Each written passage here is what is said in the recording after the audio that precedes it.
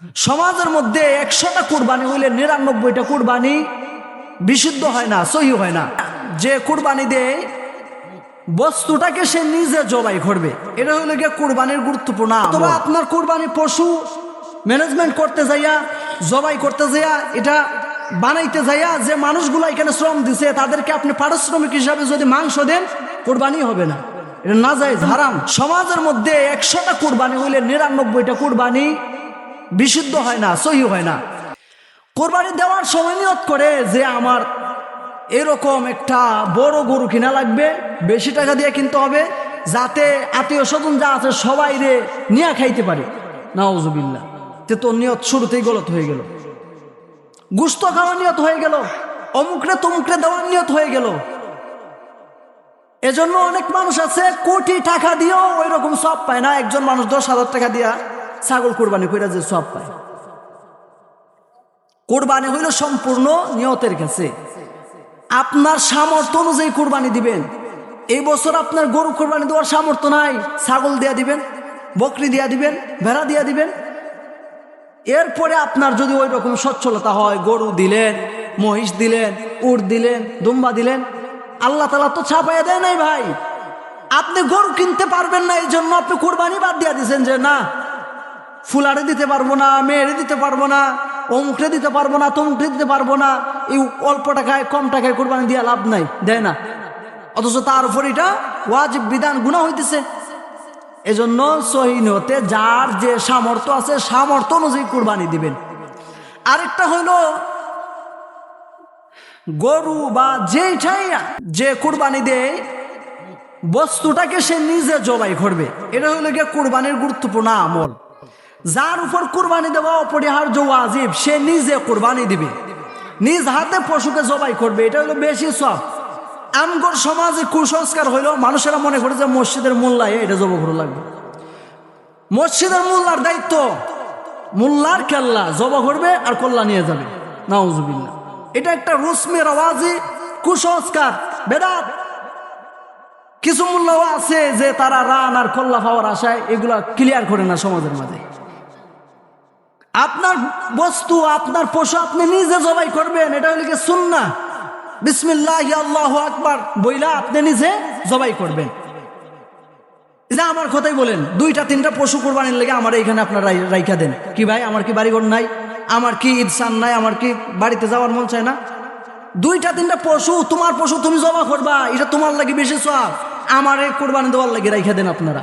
আমি যে এখানে 2টা-3টা ঈদ করলাম, কেউ একদিন 500 টাকা 1000 টাকা বোনাসও দিলেন না, হাদিয়াও দিলেন না, আমি কোন আশায় এখানে পয়রা থাকতাম? মুরব্বী, আমি যে এখানে ঈদ করি, আমার কোনো বোনাস দেন আপনারা? তে আপনারা বিবেকে কি এটা বাঁধে না? এটা আমারে দেওয়ার জন্য বলতেছি না, আমার আছে আলহামদুলিল্লাহ। কোন ইমাম টিমাম এখানে রাখলে টাকলে এরকম খোঁজ খবর নিয়েন। যারা কোরবানি দেন অন্তত গোশত দিয়েন, লঙ্গি গেঞ্জি হাদিয়া দিয়েন। আপনি লক্ষ টাকা দিয়ে আমি কোরবানি করতেছেন, একটা লঙ্গি গেঞ্জি মসজিদে ইমাম সাহেব দিতে পারেন না, এত বড় ফকির নি, মন বড় করেন। এটা সারা বছর যায়, মাস যায়, পকেট খালি থাকে। কেন আপনার আমার কি আর কোনো এক্সট্রা ইনকাম আছে এখানে? ঈদে সান্দেও যদি খোঁজ খবর না নেন আর কোন সময় নিতেন? যাই হোক, এজন্য কোরবানি আপনার, কোরবানি আপনি কোরবানি করবেন। মোল্লা এ জব করুন লাগবো এরকম কোনো বিধিবিধান নাই। এটা সবের কাজও না যে হুজুরে এ জব করতে হইব। আর হুজুরে দেওয়া যদি জব করান, শরীয়তের মাসাল হইলে তারে কল্লা রান আর এই সেই এগুলা দেওয়ার কোনো প্রশ্নই আসে না।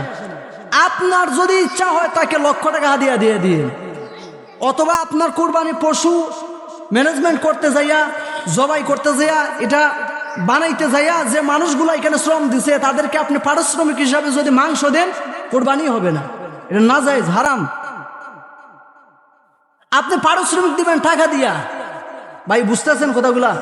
কোরবানি দেন আর না দেন কথাগুলো জানা থাকলে ওই আরেকবার যদি কোনো হুজুর বলে তাইলে আর এটা বলবেন না যেটা আমাকে বাপ দাদা করে জমানায় শুনি নাই। কি এক জামানার মধ্যে পড়ছে, একটা মাসালা বললো যে সারা জীবন এটা শুনি নাই।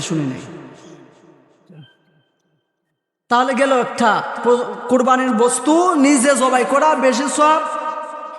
এই পশুটারে বানাইতে যাইয়া, কাজ করাইতে যাইয়া গোশত দিয়া কোনো পারিশ্রমিক দেওয়া যাবে না। ওই যে যারা খাটে গোশত বানাইয়া দেয়, এদেরকে মানুষেরা পারিশ্রমিক হিসাবে মাংস দেয়।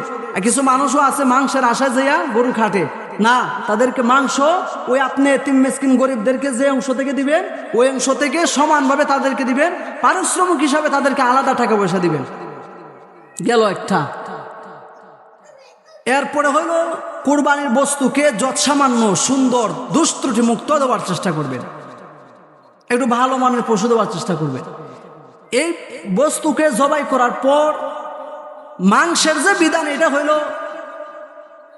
মুস্তাহাব বিধান হইল 3 বন্টন কইরা 1 বন্টন নিজে রেখে দিবেন, 1 বন্টন আত্মীয় স্বজনকে দিয়া দিবেন, ফকির মিসকিনকে দিয়া দিবেন। আত্মীয় স্বজন, ফকির মিসকিন, নিজে, এই 3টা, এটা মুস্তাহাব তরিকা। তো এইটাই আসলে আমল করা দরকার। আসলে মূল মাসালা হইল কোরবানি তো হইলো আল্লাহর জন্য। আল্লাহর জন্য যদি দিয়ে থাকো তাহলে এই সারা বছর কোরবানির মাংস ফ্রিজে জমা রেখে কোন লাভ আছে? সারা বছরেও তো একদিন আত্মীয় স্বজনের খোঁজ নেও না, পাড়া প্রতিবেশীর খোঁজ নেও না, অন্তত ঈদের দিন এই আনন্দটারে ভাগ বাটোরা কইরা মানুষের কাছে বিলায় দিও। কুরবানি দিয়া গুস্ত খালি নিজের ফ্রিজে নিয়ে ঢুকায়, নিজের গরু নিয়ে ঢুকায়, বোঝা যায় যে সারা বছর আর এই মাংসের চোখ দেখবে না সে। তবে হ্যাঁ, যদি কোরবানি দেওয়ার পর সারা পশুর মাংস নিয়ে একলাও খাই এলায় কোনো গুনাহ হবে না। এরপরে হইল চামড়ার বিধান। চামড়ার বিধান গোশতের মতোই। আপনি যদি চান এইটাকে গদি হিসাবে এই লবণ দিয়া দেবাগত কইরা নিজে ব্যবহার করার পারবেন, কিন্তু এটাকে বিক্রি করার পর টাকার 1 পয়সা আপনি খাইতে পারবেন না। এতিম মিসকিনের কাছে দিয়া দিবেন, আর না হইলে লিল্লা বোর্ডিংয়ে দিয়া দিবেন, মাদ্রাসায় পাঠিয়ে দিবেন। এই চামড়া টাকা পয়সা নিজে খাওয়া জায়েজ নয়। যাই হোক, আরো যদি কোরবানির কোনো জরুরি মাসাইল যারা কোরবানি দিবেন তাদের জানার প্রয়োজন হয় আমার কাছে আইসে, ইনশাআল্লাহ জানাই দিব। যে কথাগুলো বললাম আল্লাহ সুবহানাহু ওয়া তাআলা আমাদেরকে বুঝবার, মানবার, আমল করার তৌফিক দান করুন। আমিন। ওয়া আখিরু দাওয়ানা আলহামদুলিল্লাহ।